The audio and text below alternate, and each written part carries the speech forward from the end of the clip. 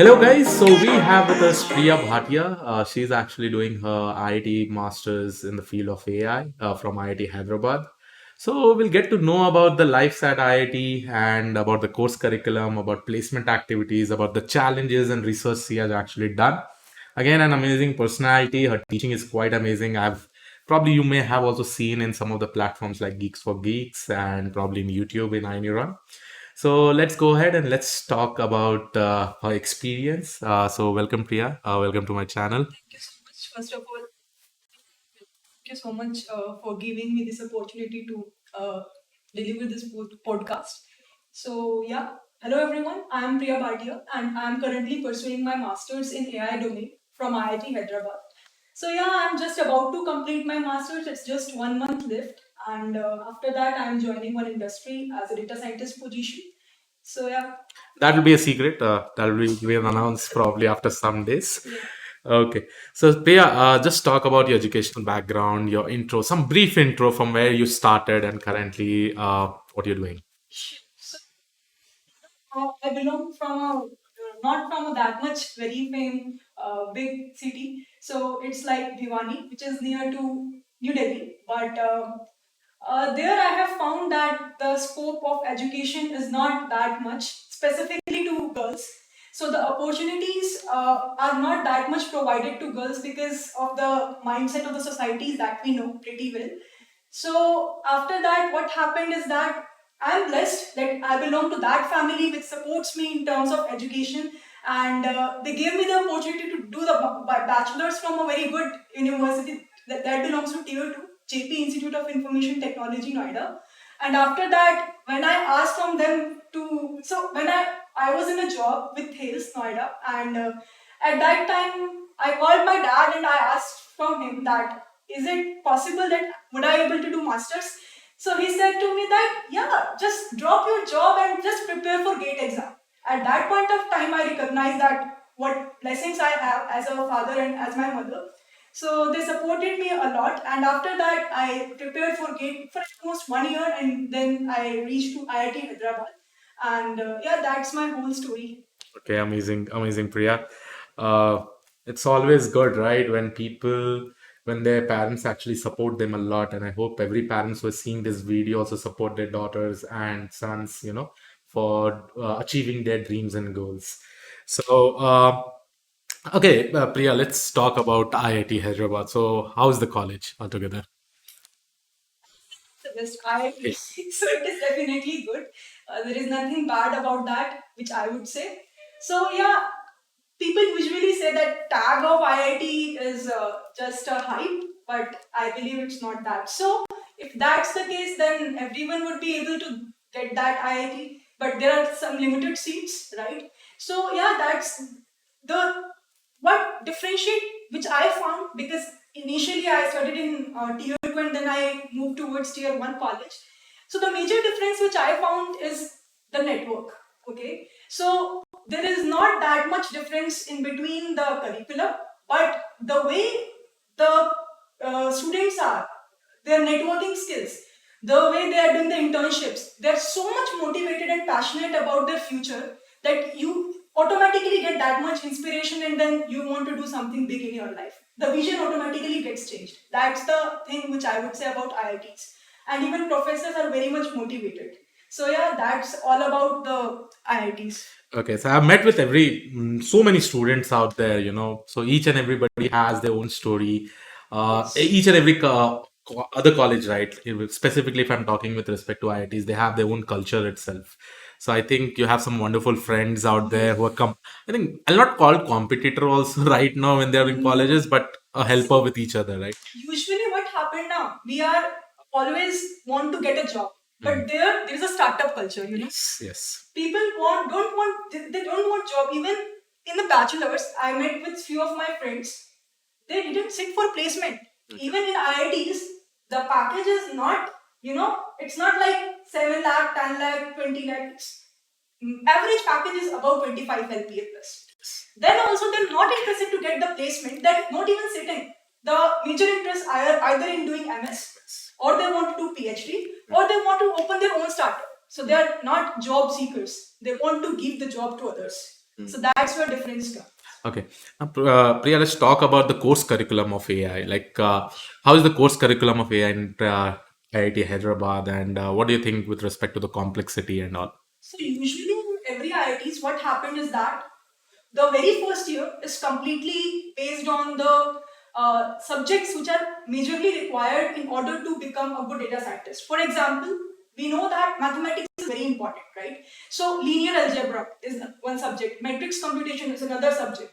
That too is not like usually in our bachelor's or as far as my case is concerned, I did solve the problems, but I didn't write the Python code for that.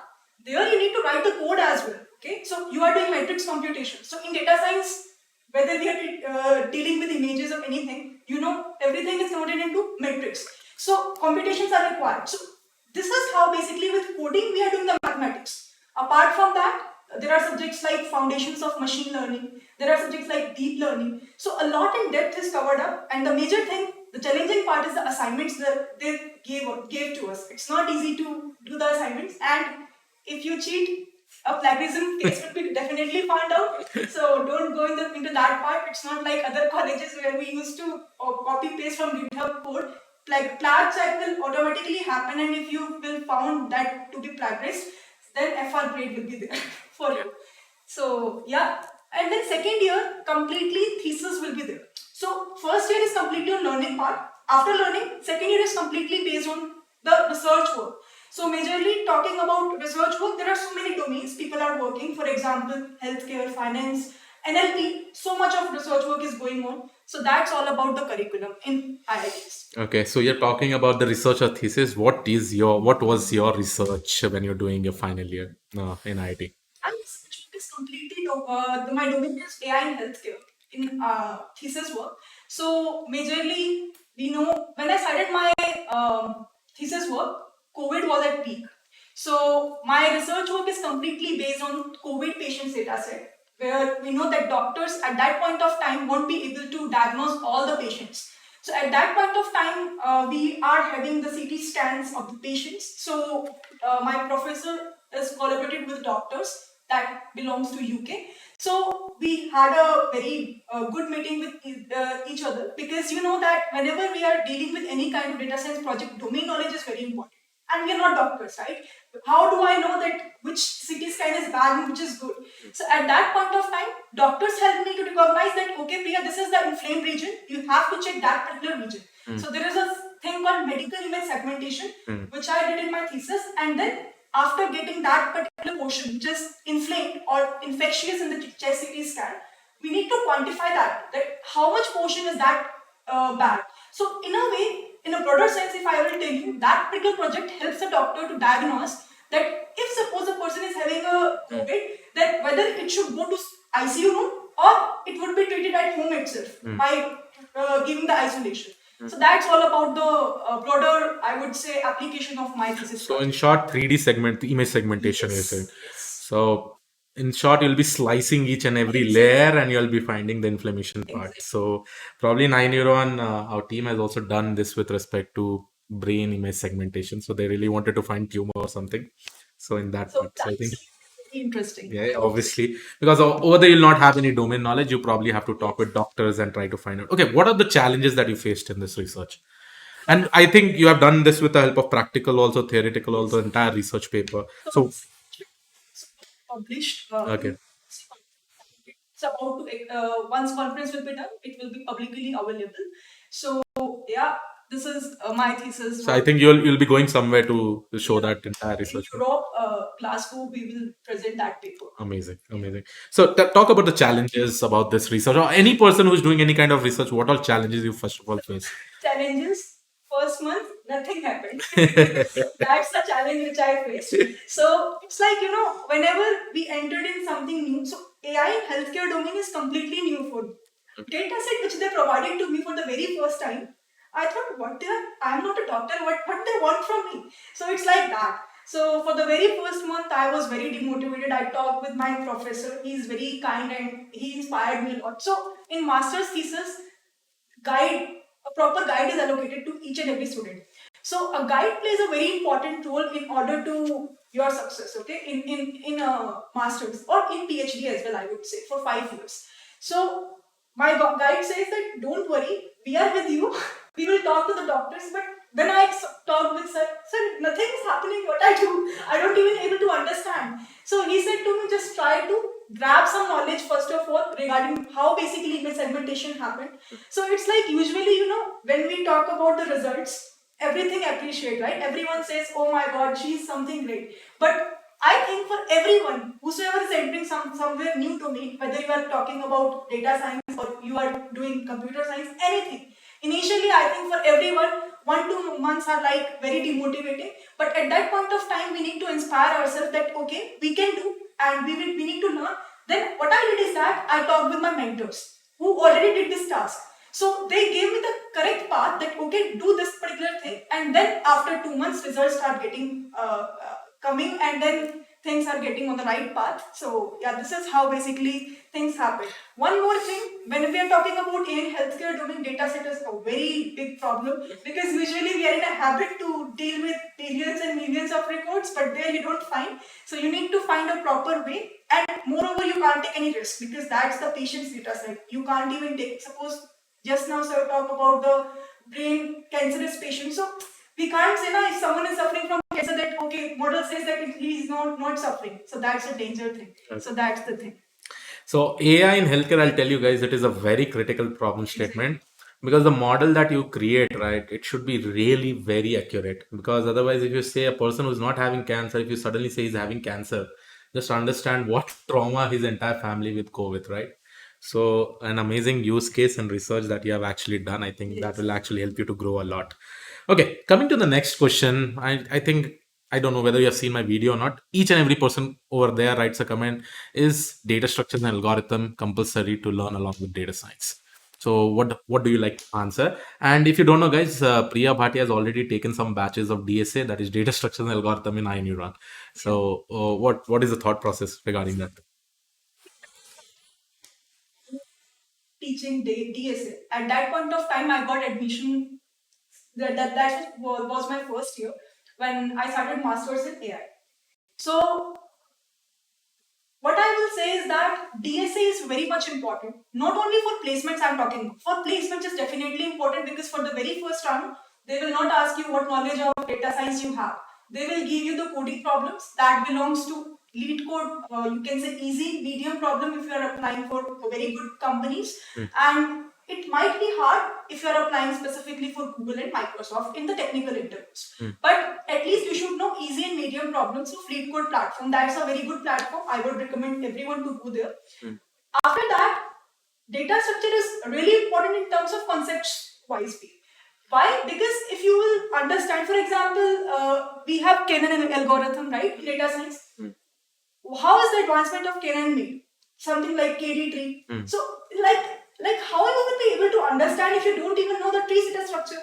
So, list, trees, everything is so much important while doing the coding implementations. If you don't know the data structures itself, how will you write the code and how will you able to understand? I have seen so many students who doesn't belong to computer science domain or they don't know the importance of data structures and then they write the code.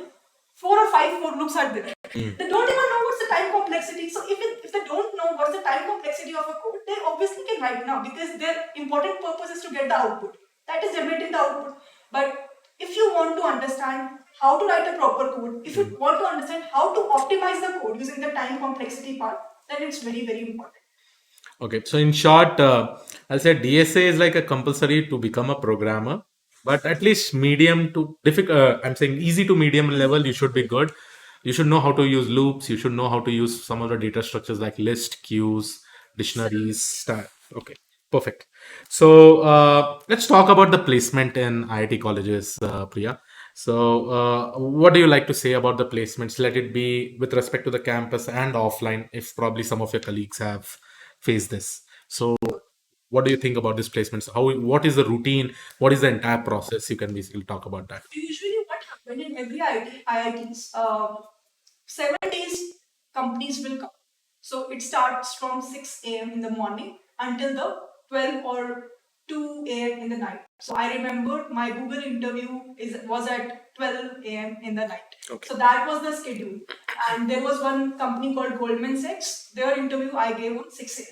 So the routine is very abrupt. But what happened is that on those 7 days, companies will be assigned, and there was a proper schedule that at this particular time, if you are shortlisted, so first round is obviously a coding round.